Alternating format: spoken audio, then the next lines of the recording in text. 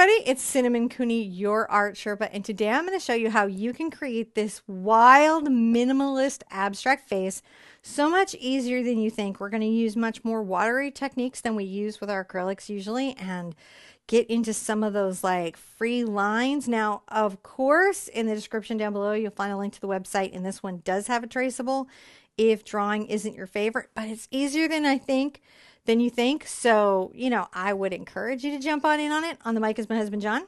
Hello. He's going to help me bring you this lesson and all the lessons in Acrylic April. Acrylic April is a 30-day painting challenge where we meet every day and paint, because nothing makes you a better painter than painting. It's the best way to improve and grow.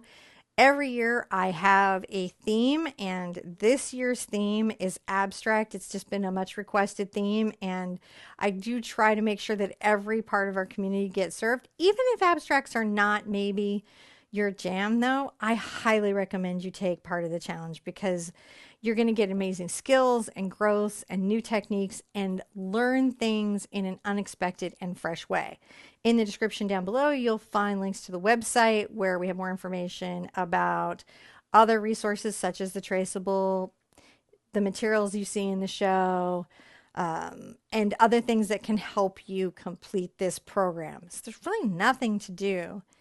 Oh, I do have one tip though. You can put out a little less paint than I have on my palette, because I put out enough for the camera, but we don't really use that much in this particular painting. That would be a tip before we go into it. Put out your paint in your brushes, but put out about half of what you see me have, because you don't need the whole thing because you're not filming. All right, get your paint, get your brushes, and come back. We're going to start this right now.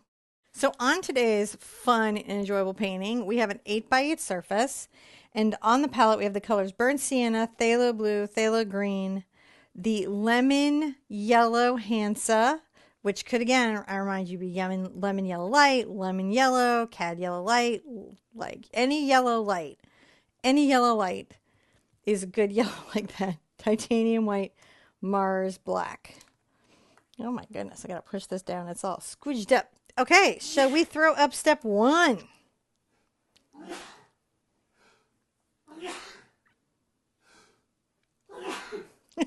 Okay.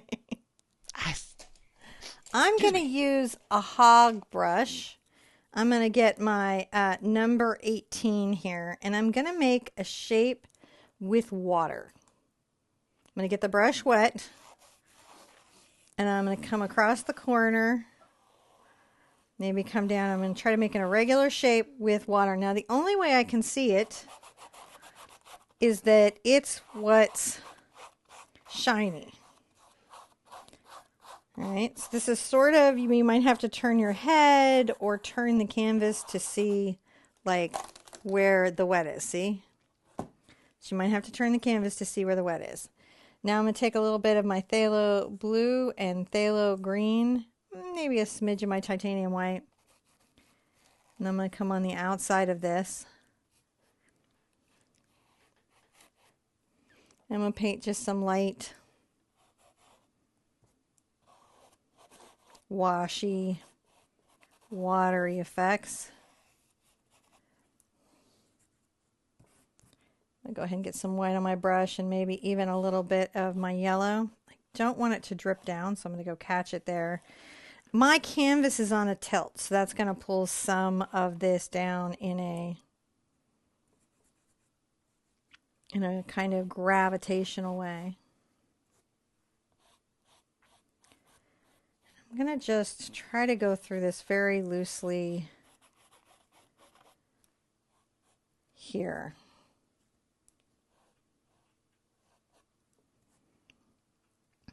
Grab some of my white, and if you'll remember before, like sometimes we can do the thing where we come across with some white pigment and we sort of lightly touch it, and then it does some interesting effects.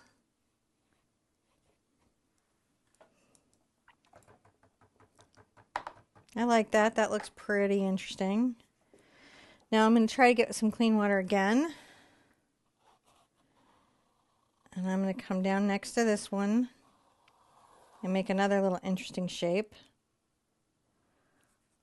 Get a little bit of my brown and yellow together. And you can see it's kind of very wet.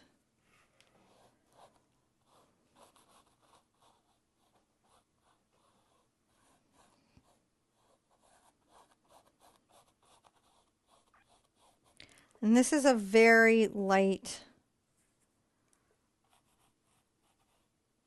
effect. Let's get a little bit of our brown here on the outside. So this is very watercolory.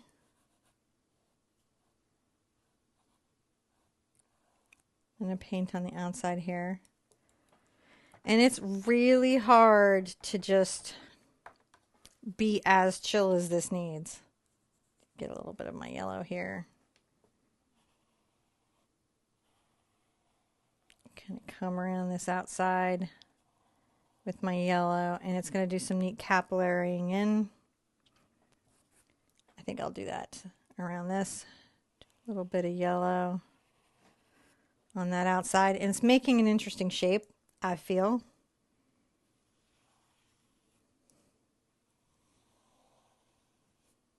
Okay.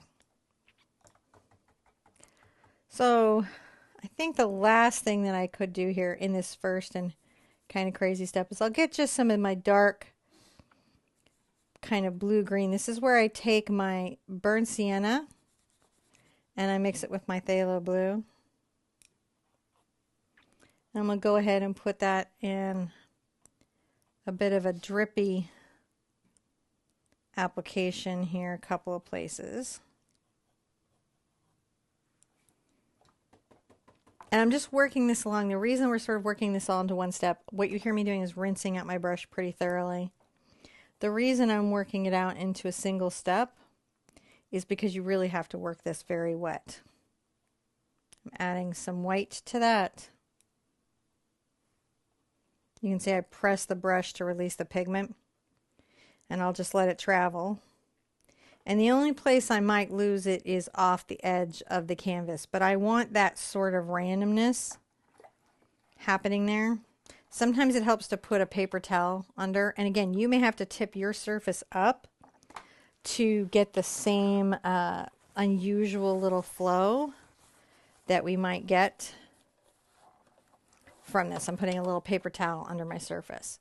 For balance, I may come over here and get a little brown, some of my blue in there.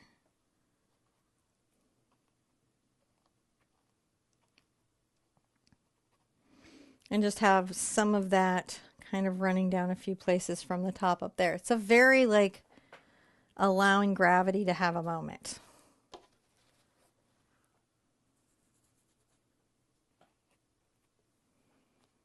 Gonna get a little bit of my blue. And allow the blue to run down through the brown a bit.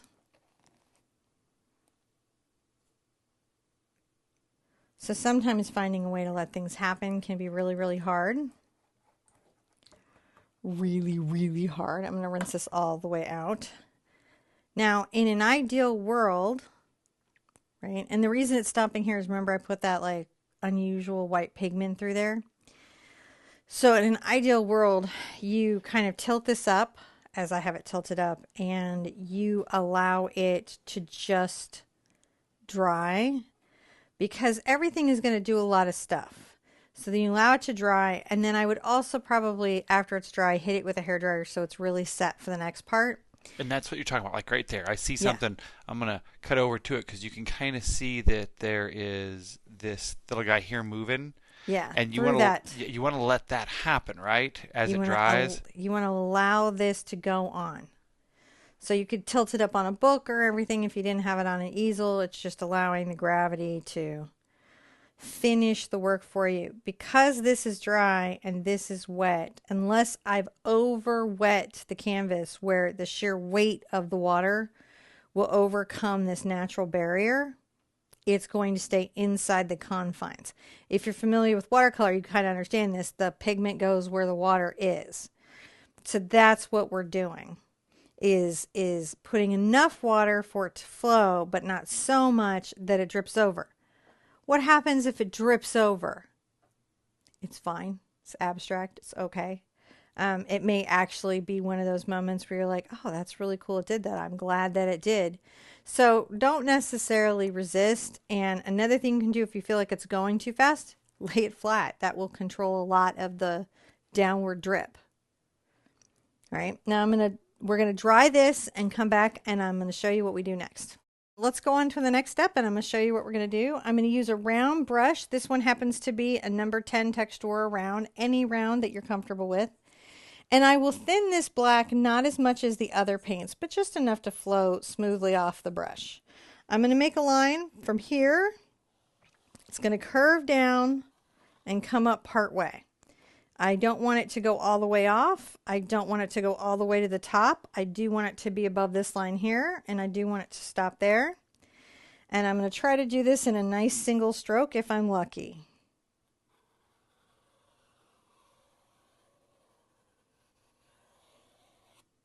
I'm lucky! Mostly. Nicely done.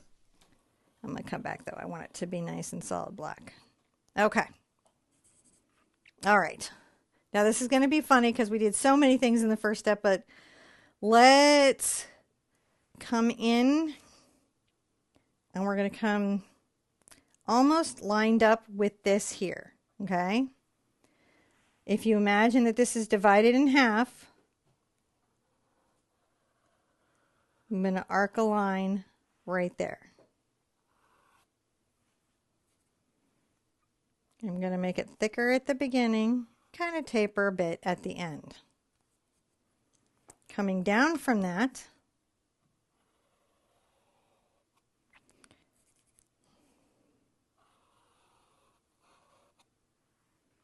I'm going to do a little line to the side. Then right here, we're going to do a little curved line like a smile. Like good there. And then we are going to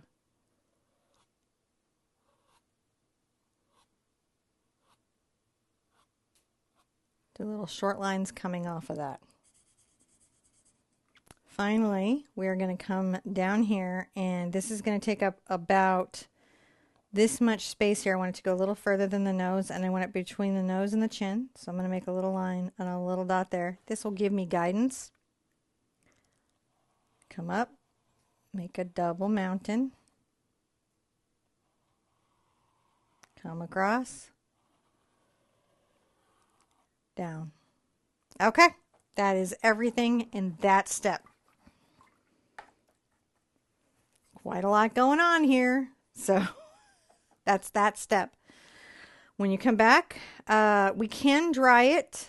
You can come back if you want to. Like, I don't want any like fluffy lines or like bristle strokes in the lines. So if you want to come back and make sure that the black is blackest black.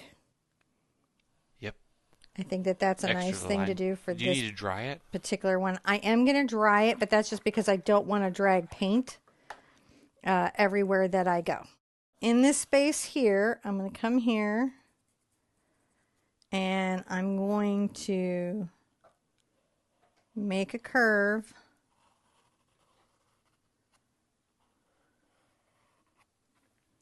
It doesn't go up very steeply, and I will wiggle some lines up and down from that curve. I'm going to come out from that curve, above that curve,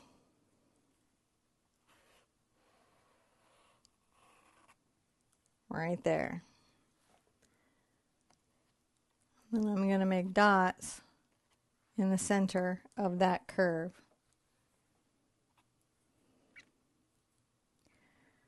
I'm also going to draw a line that curves out towards the right, and you'll notice it has a nice little arc to it. And very carefully,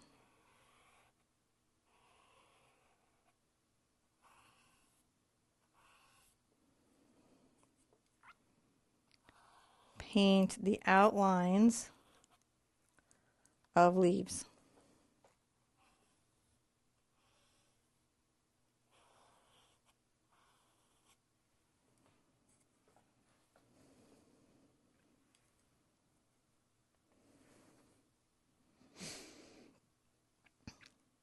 Add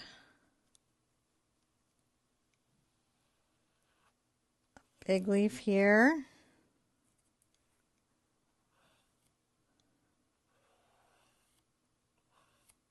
A leaf going off the surface there.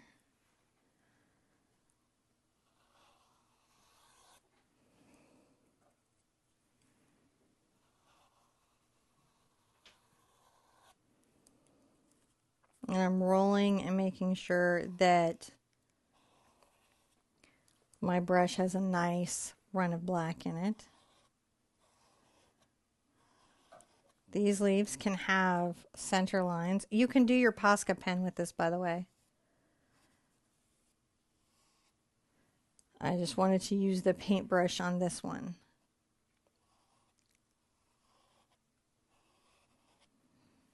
Because of the visible sort of brush strokes that it would create. You'll notice that everything that happened in the original kind of accidental space, it's still fine. I'm gonna make a little circle here.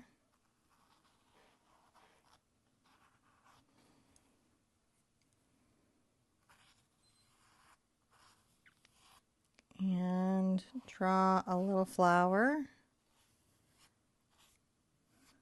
It'll be going behind. If this part of it where I'm talking it out is super stressful for you, this particular one will have a traceable.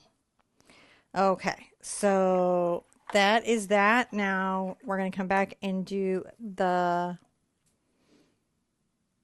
last part of this, but we're going to change brushes, so we'll call it a whole other step.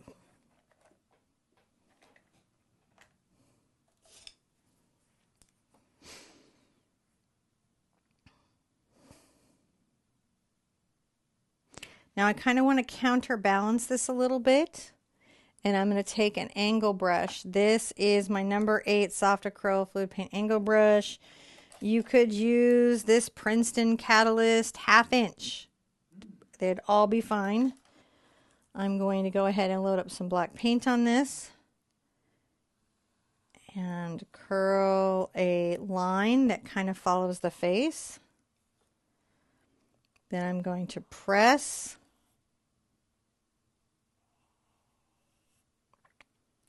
some solid black leaves. Notice that I press down and kind of drag out and release. If it gets kind of thick on the end, I can always come back and kind of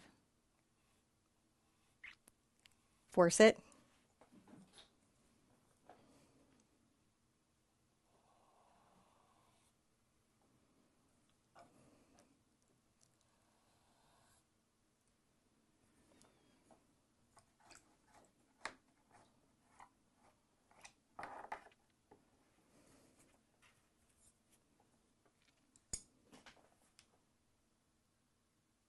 We did it.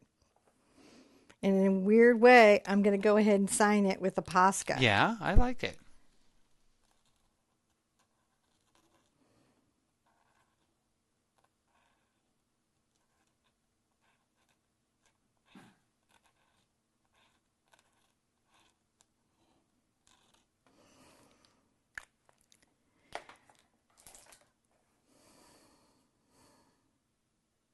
So this should give you the sense of a very minimalistic piece. The weight of the lines are its own anchor. There should be a feeling of natural elements and botanical, but with a strong modernist flair. You know, you take a little note from Matisse, you take a little note from different artists that do like simplified figures, and you ask yourself, how can I simplify, you know, maybe the things that I do. And again, if the rendering of this felt stressful, use the traceable, that's no big deal. Now, I hope you enjoy these days where we get a little modern or we do something a little more minimal. Because I think that these types of works, besides being very popular right now, actually give us challenges in design and space that are super important for us, and that you will get benefit out of it. But you may also find like, oh, I really love this, and this is like big, this is be beautiful in a home. Oh I know I yeah. say that a lot. These are beautiful small. Like when you put all 30 paintings together, let's be honest, they're going to be Oh, gorgeous in your I home. love the collection of all of them together. It always looks so good. It's going to be a conversation piece, and you're going to be just like really surprised at yourself and where you went, especially if this isn't your normal traditional art form that you personally pursue. I think you're going to be really surprised at what you were able to do. Don't forget to check the description below because I like to hide things down there like the website link. And if you go to the website, you'll see things like the store. You can buy materials that you see here. Also on the video page, you can see descriptions of the materials we used and then cross shop your own because of course I love you and I have no requirements that you shop with me in any way. There's also the book and there is the school. So if you find finding or locating things on YouTube frustrating, that might be a solution for you. If you'd like the extra bonus content where I meander and talk after doing this, like right after this, I talked to the students about what this was like for me and what my thoughts were within it. And that might be of value, sometimes extra technique stuff.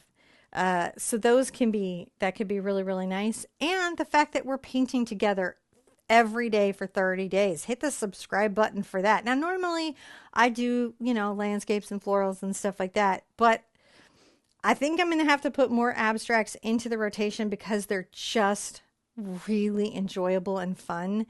And they are definitely asking me to grow as an artist. I hope you to grow as an artist. And on that note, I want you to be good to yourself, be good to each other, and I'll see you at an easel really soon. Bye-bye.